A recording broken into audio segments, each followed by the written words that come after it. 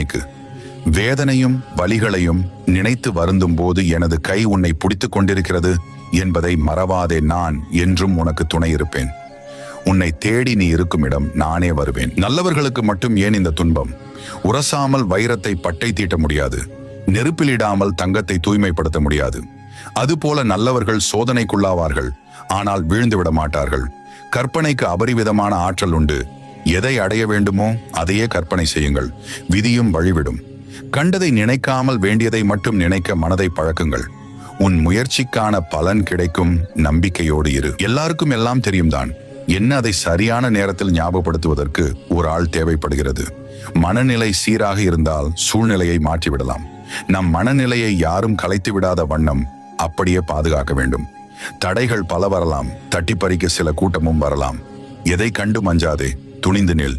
முன் வைத்த காலை பின் வைக்காதே. உன்னை